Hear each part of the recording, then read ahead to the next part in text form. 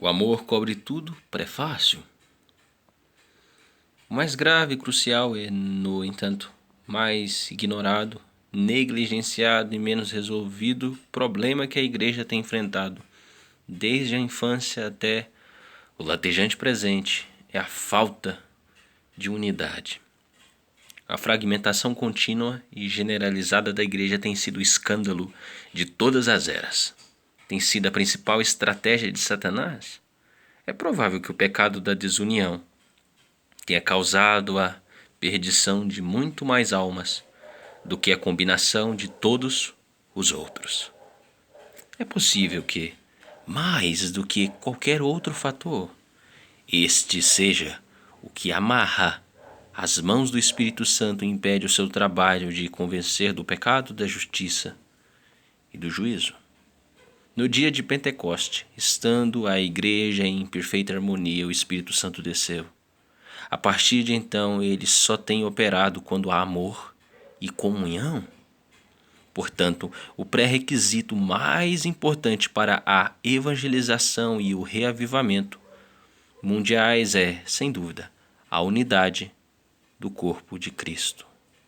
Qual é a base da comunhão que representa, define e dá conteúdo a essa unidade? De acordo com o dicionário comunhão, a palavra comunhão vem do latim communione e significa o conjunto daqueles que possuem os mesmos ideais, crenças ou opiniões, comunidade. Em outras palavras, quando duas pessoas estão em comunhão entre si, diz-se que compartilham ideias, interesses e crenças. Se a comunhão tem algum significado, pequeno que seja, é que entre os crentes nascidos de novo, membros da mesma família, ela deveria basear-se na herança espiritual comum e não em minúcias desnecessárias à salvação.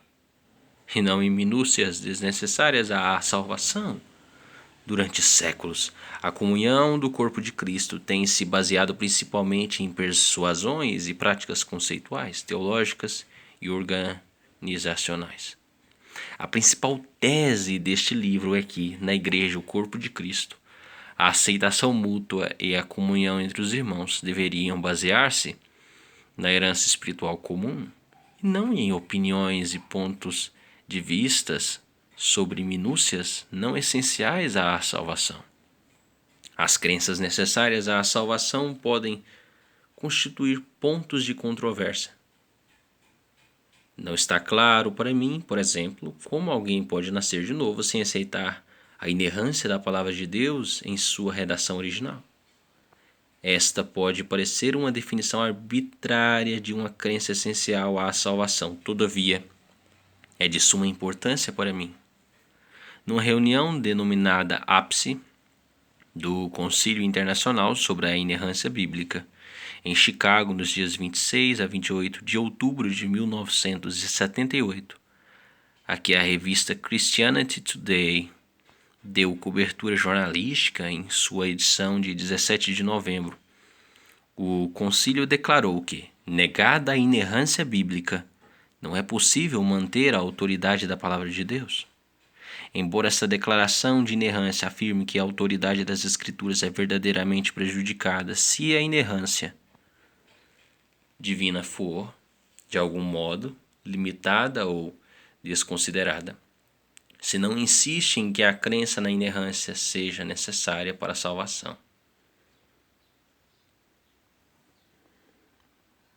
Embora essa declaração de inerrância afirme que a autoridade das Escrituras é verdadeiramente prejudicada se a inerrância divina for, de algum modo, limitada ou desconsiderada, ela não insiste em que a crença na inerrância seja necessária para a salvação.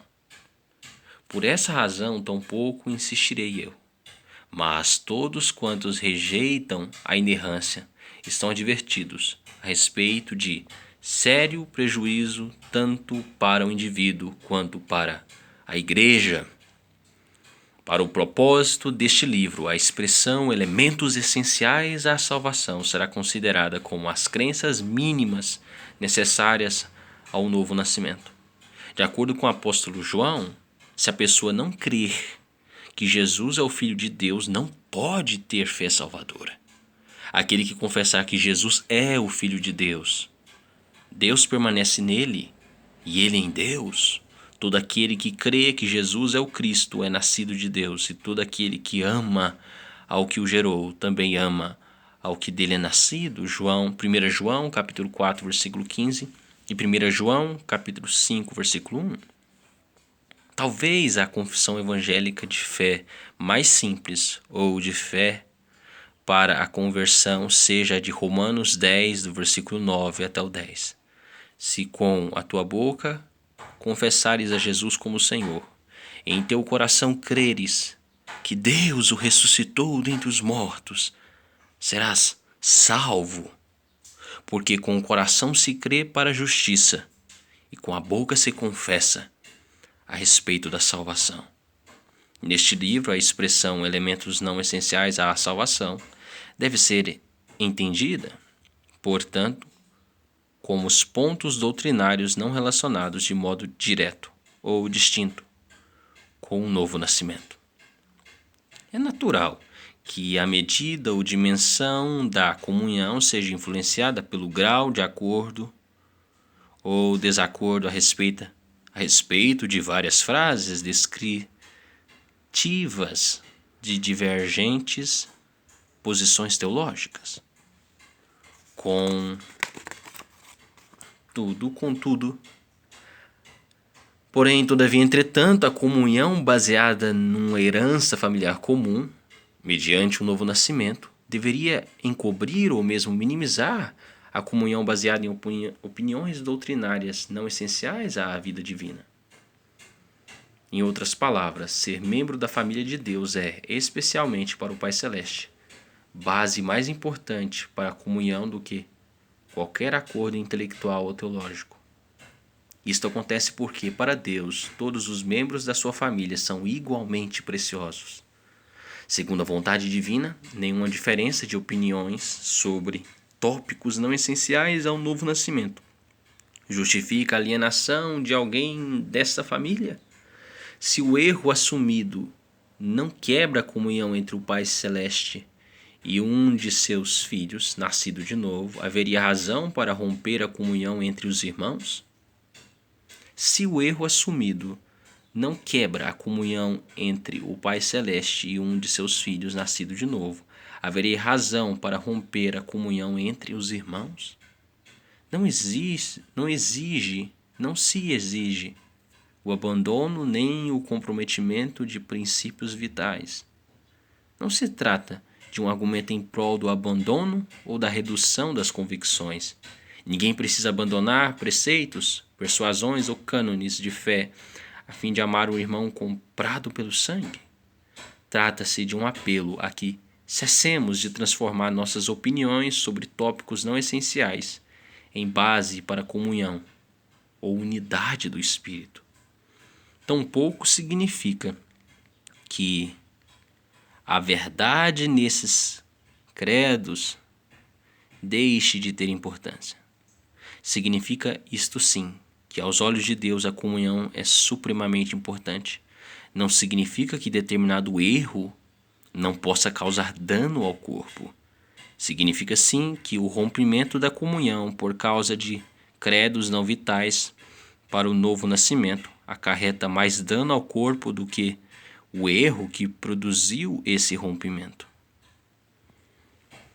Repito, não significa que seja erro buscar-se a verdade em outras áreas doutrinárias, nem tampouco significa que é errado a pessoa entreter suas próprias opiniões, nem mesmo significa